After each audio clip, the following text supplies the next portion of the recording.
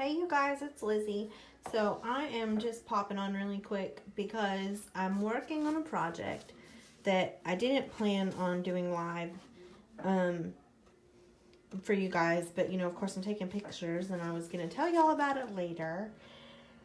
But I have this board and I painted it red, and I wanted to give it like an antique look. And normally what I would use, or what Erin would use, is like a dark wax. She uses this kind of like a paste wax that she gets at Lowe's. It's really great. It's like a dark antiquing wax kind of. And normally that's what she would use, or I would use, but I don't have any. And I forgot to pick some up when I was out. So I was trying to make do with what I had. And I painted this board red, and I wanted to give it more of like like I said, the antique look, because I'm going to rough it up a little bit. And let's see. So this is what it looked like before. It's just red in the paint.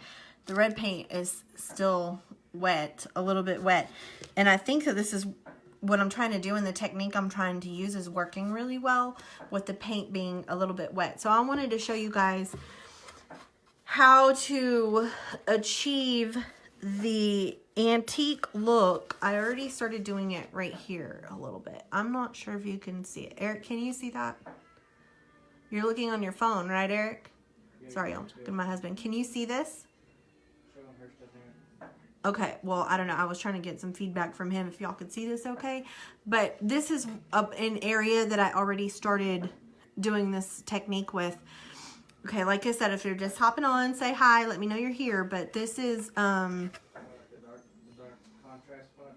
Yes, the dark contrast spots. So he says he can see it showing up. So, I painted this board red, like I said, and I want to kind of antique it, but I didn't have the dark wax like that I would normally use, or like the stain that I would normally use to do something like this. So I thought, why not try to use what I already have on hand? And what I have on hand is this, I've done this before, kind of using the brown paint to darken up my red paint, but this time I'm going to use it to do this antique look.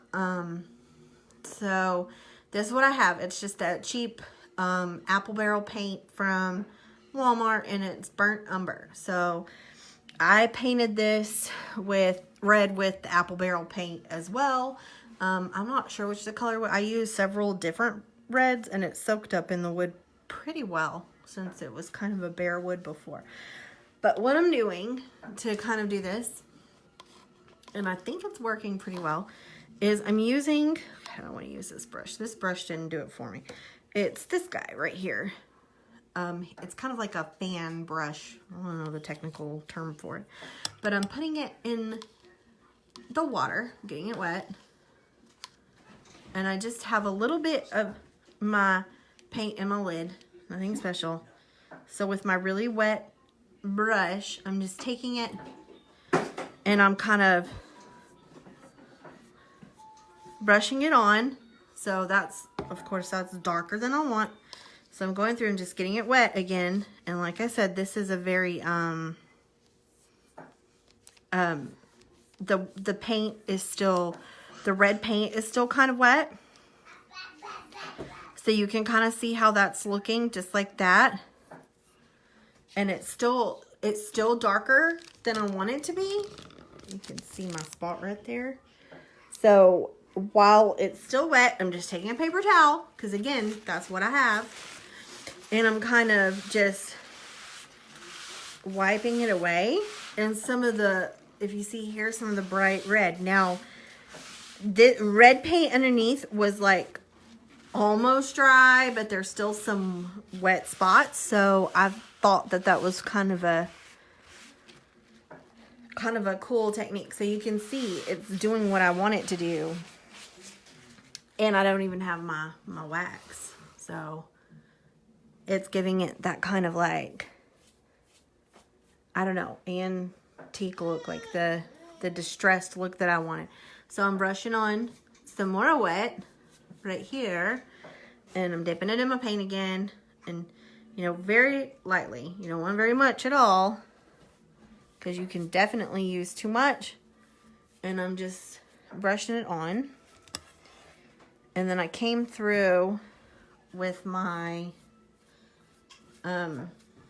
water again, getting my paint wet again, and going over it a little bit. And then I'm going to take my paper towel and wipe some of it away. And it's definitely giving me the antiqued look that I wanted. And I'm literally using this cheap burnt umber apple barrel paint from Walmart. I think that the big ones are like $1, maybe they're $1.50. I don't know. It's matte, a matte acrylic paint. Quick drying, easy cleanup, whatever. It's the cheapo paint. It's not very expensive at all.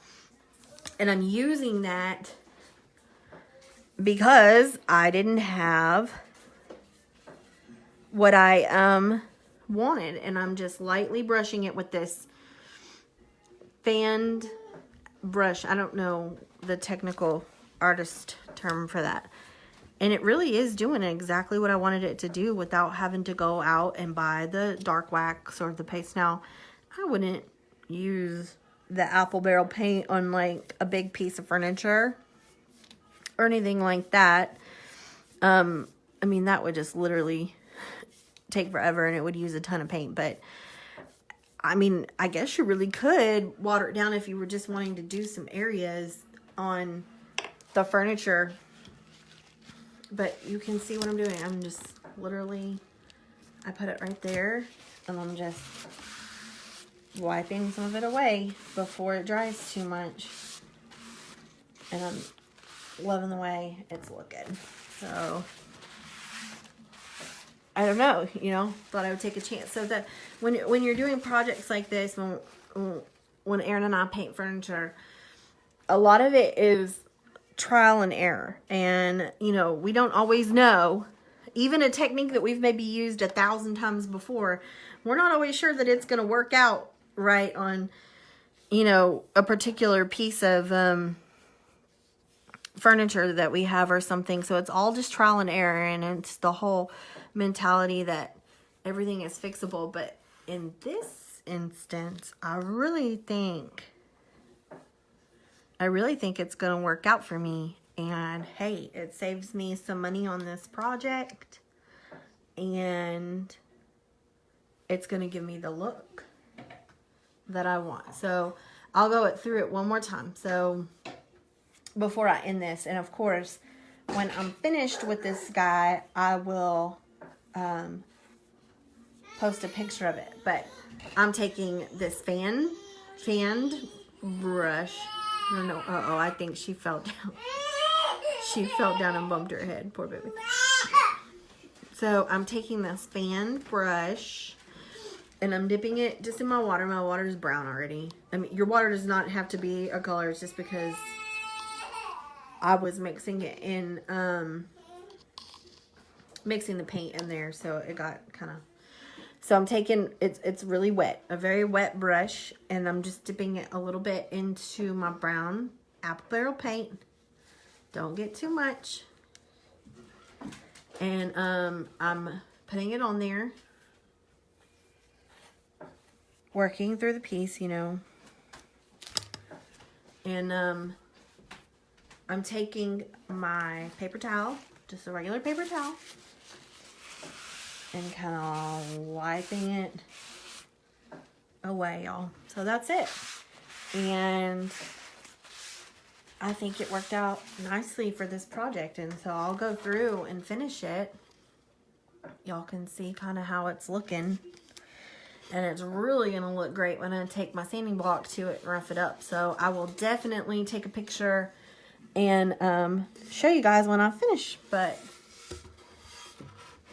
that's all I wanted to go through. I was doing this and I thought that it was working out nicely, and it was a way to use something that I already had around the house without spending a lot of extra money. So, all right, y'all. Well, we'll see you later with some more tips and tricks and crafts and projects and stuff. Make sure you turn on your notifications if you want to catch more, live videos or tutorials, and so you can get alerts for those. All right, y'all. Bye.